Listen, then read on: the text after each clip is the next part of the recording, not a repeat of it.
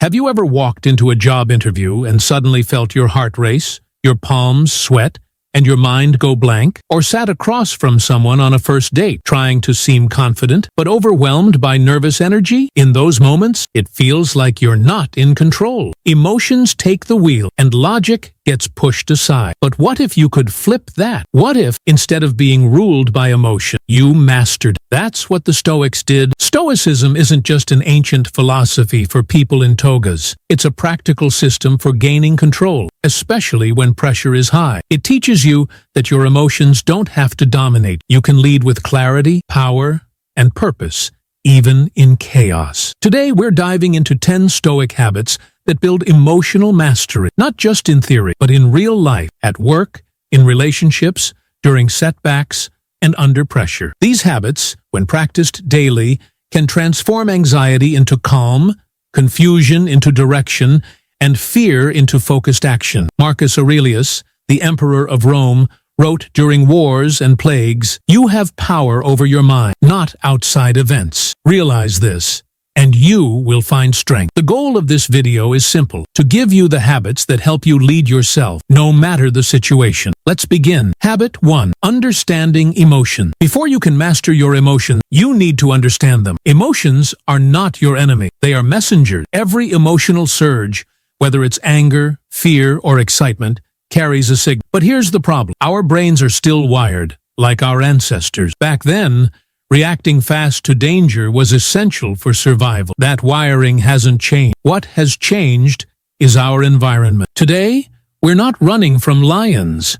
We're dealing with deadlines, traffic, and difficult conversations. But the brain reacts the same way. A harsh email can trigger the same fight-or-flight surge as a physical threat. This is where most people lose control. They react instantly, without pausing. The Stoics saw this clearly. They understood that emotions arise before reason has a chance to speak. That's why one of their most powerful teachings is this: we must not be swept away by emotion, but examine it. Imagine this: you're in traffic, someone cuts you off, and your first impulse is to yell or retaliate. But what if, instead of reacting, you just observed the surge of anger, let it rise, and allowed it to pass without action? That's what Stoicism teaches: control through awareness. Modern psychology backs this up. The concept of emotional regulation in cognitive behavioral therapy begins with recognizing that feelings are just data, not commands. You can feel frustrated without acting on it. You can feel fear and still move forward. So here's the first shift. Don't fight emotion. Understand them. They're part of you, but they're not all of you. You have a deeper mind,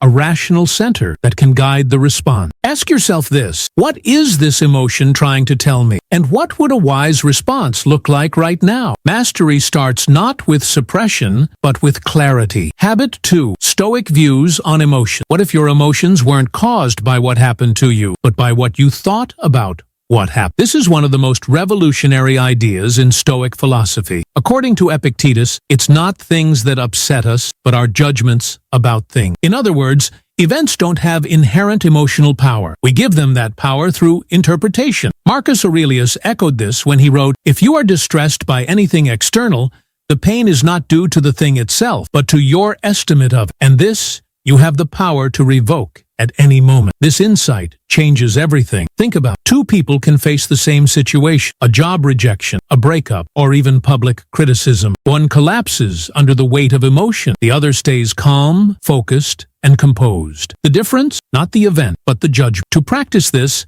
the Stoics used a technique called premeditatio malorum, the premeditation of evils. They visualized potential hardships in advance. Why? To train their minds not to be shocked or overwhelmed when those challenges appeared. By imagining difficulties, losing a job, facing illness, being criticized, you take away their surprise. And when you remove surprise, you reduce the emotional spike. This isn't pessimism, it's preparation. It's psychological armor. Modern psychology agrees. Exposure therapy, for example, is based on the idea that by mentally or gradually confronting discomfort, we reduce its emotional impact. Visualization is now a staple in high-performance sports and leadership training for exactly this reason. It builds readiness. So ask yourself, am I reacting to the event or to my interpretation of it? With practice, you can train your mind to pause, question, and reshape that judgment before emotion takes over. Habit 3. The power of choice. Between stimulus and response, there is a space. In that space lies your power, the power to choose your reaction, your attitude, your next move. This insight isn't just Stoic, it's universal. Viktor Frankl, a Holocaust survivor and psychiatrist, wrote, "Everything can be taken from a man but one thing, the last of the human freedom, to choose one's attitude in any given set of circumstances." The Stoics understood this deeply. They trained themselves to recognize that no matter what happened externally, the internal domain, their thought, responses, and value, remained under their control. This space between stimulus and response is where emotional mastery is born. The Stoics called this mindful attention prosody. It's the discipline of being present, aware of what you're feeling, what you're thinking, and how you're about to respond. Imagine life as a dance. External events lead, but you choose how to follow. Will you stumble with panic and frustration, or will you move with intention, grace,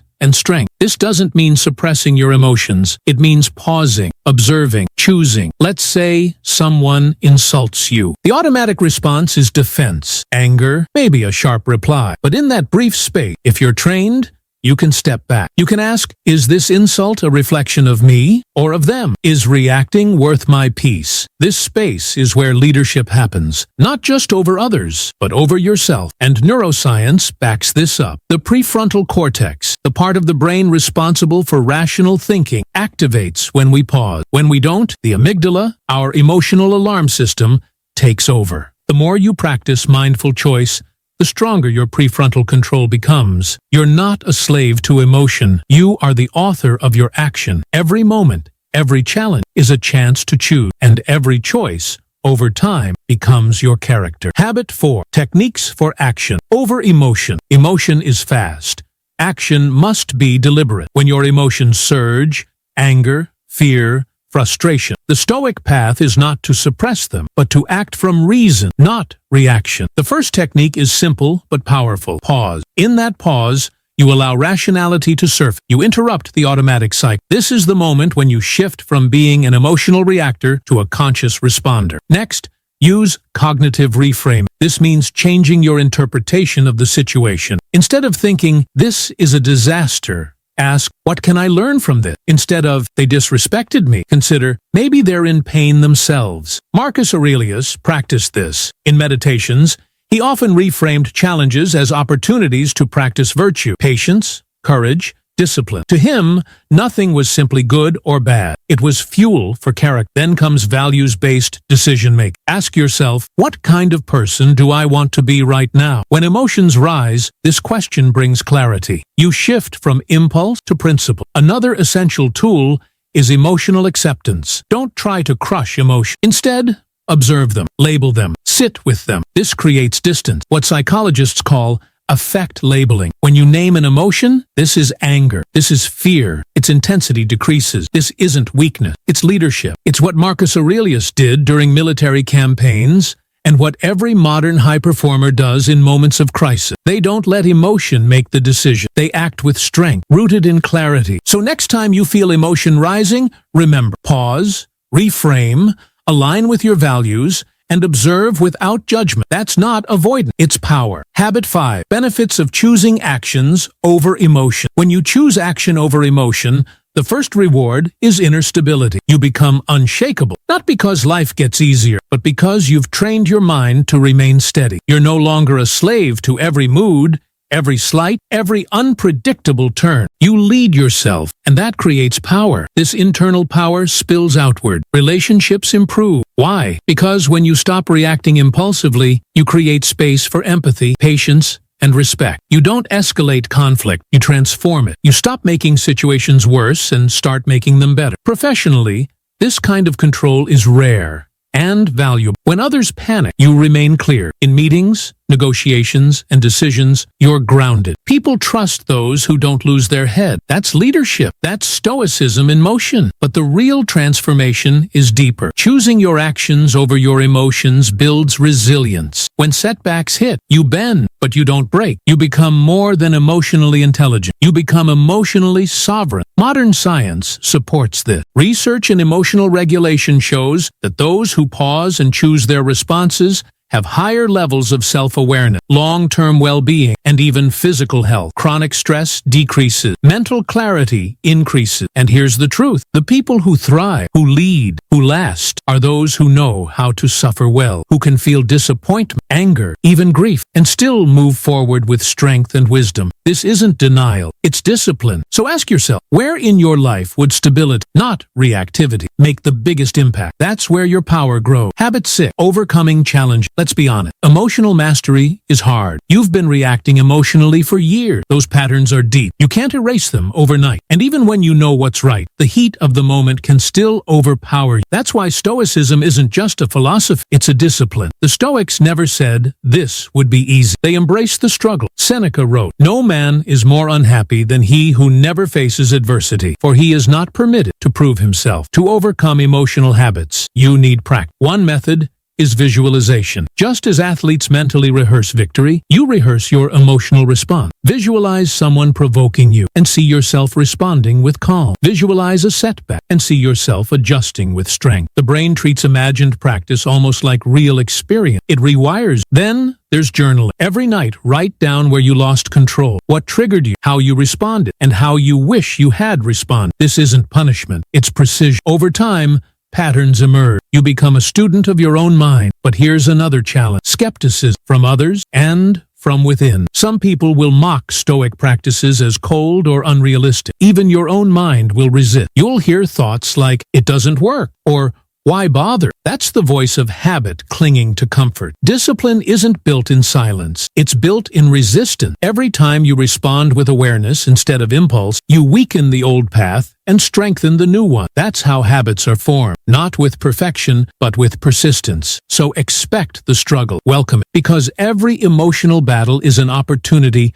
to sharpen your mind and build your future. Habit 7. Real-life applications. Philosophy means nothing if it doesn't work in the real world. The true test of Stoicism is not how well you quote Marcus Aurelius, but how you handle life when it's uncomfortable, uncertain, or unfair. In the workplace, for example, criticism is inevitable. Someone challenges your ideas in front of others. The emotional reaction? Defensiveness, maybe anger. But the Stoic response? Pause, breathe. Ask yourself, is there truth here? Can I grow from this? That kind of calm in the face of challenge earns respect. It shows strength. In relationships, conflict happens. Words are said in frustration. Tone escalates. The emotional urge is to attack back. But imagine pausing, looking the other person in the eye, saying, "Let's slow this down. I want to understand, not fight." That changes the dynamic. Stoicism doesn't kill emotion. It elevates communication. Then there's self-discipline. You want to improve your body, your focus, your habits. But emotions tempt you. Skip the workout. Eat the junk.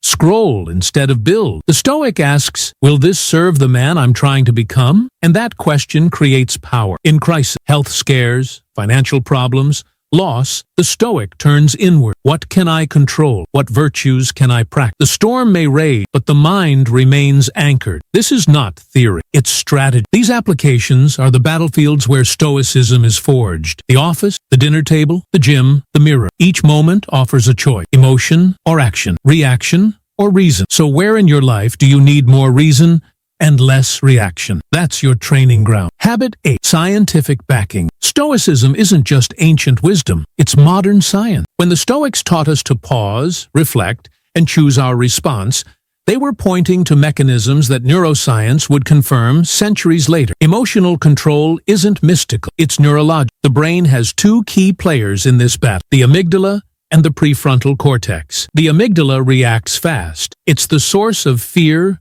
rage, and instinctive emotion. The prefrontal cortex is slower, but it's the seat of reason, reflection, and planning. When you practice Stoic habits, pausing before reaction, reframing thought, journaling your experiences, you strengthen the prefrontal cortex's grip over the amygdala. This is emotional mastery on a cellular level. This process is backed by the science of neuroplasticity, the brain's ability to rewire itself through repeated action. The more you practice Stoic behaviors, the easier they become. You're not pretending to be calm. You're becoming someone who is calm. Cognitive behavioral therapy, one of the most researched and effective forms of psychological treatment, is rooted in the Stoic principle that our thoughts shape our emotion. Change the thought, and the emotion follows. This is Epictetus, word for word. Behavioral science also shows that habits, tiny, consistent action, are more powerful than bursts of willpower. That's why Stoics trained daily. Meditation,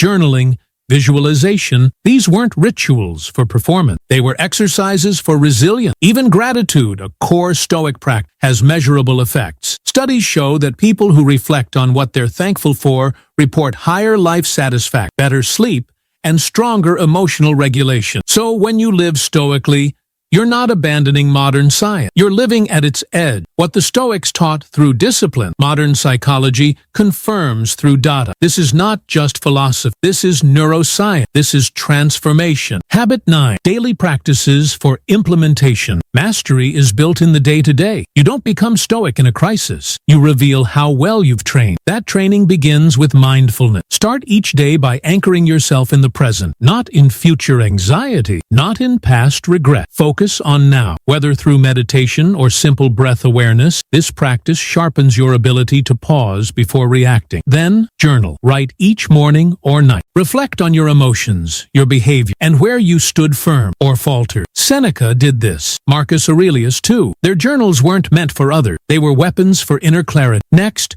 use visualization. Mentally rehearse your day. See yourself facing irritation with calm, fear with courage, and temptation with discipline. This primes the mind to respond, not react. It's mental armor. Set a daily intention. Choose a stoic virtue each morning. Courage, patience, wisdom, justice, and aim to embody it throughout your day. This creates purpose behind every action. End your day with a gratitude practice. Name 3 things you appreciated even if the day was hard. This rewires the brain to seek what's right. Even in difficulty, it shifts your lens from lack to strength. These daily actions may seem small, but they compound. They build a mental state that is calm under fire, clear under pressure, and grounded in purpose. You don't need to wait for a major life crisis to train your mind. You train it today in the way you speak, listen, walk, work, and reflect. These aren't just habits. They are the rituals of a warrior mindset. Habit 10. Practicing the 10 Stoic habits. Knowledge is not enough. Repetition turns wisdom into instinct. These 10 habits are not ideas to admire. They are disciplines to live. And the best way to live them is through intentional practice. Begin with mindfulness training. Each morning,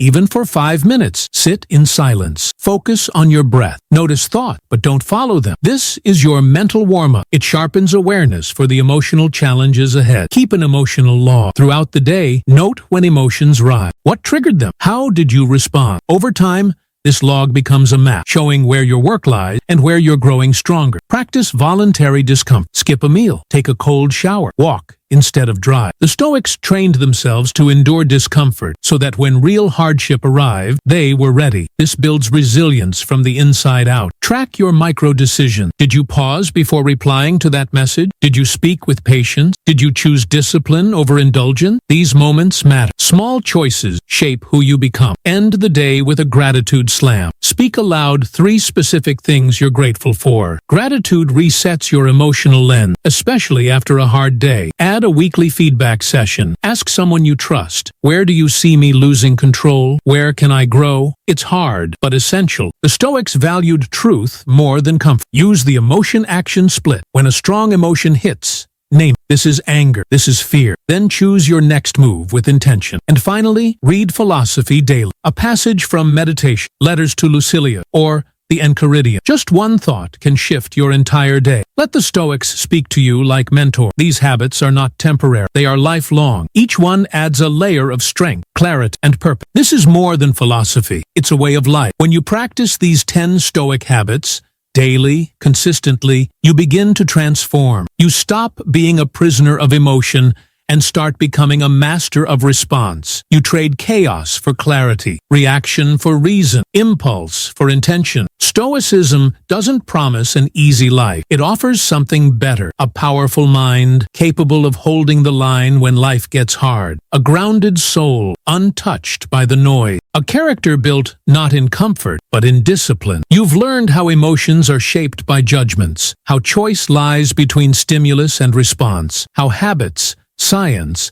and reflection merge to create inner freedom. Now ask yourself, which of these habits will you commit to today? Start small. Stay consistent. One pause, one journal entry, one act of courage at a time. Live these teachings, and you won't need to announce your strength. You'll radiate. If this video helped you, share it. Comment below with the habit you're starting today. Subscribe for more tools to sharpen your mind and strengthen your will. This is the Stoic path. Walk it daily and watch your life change.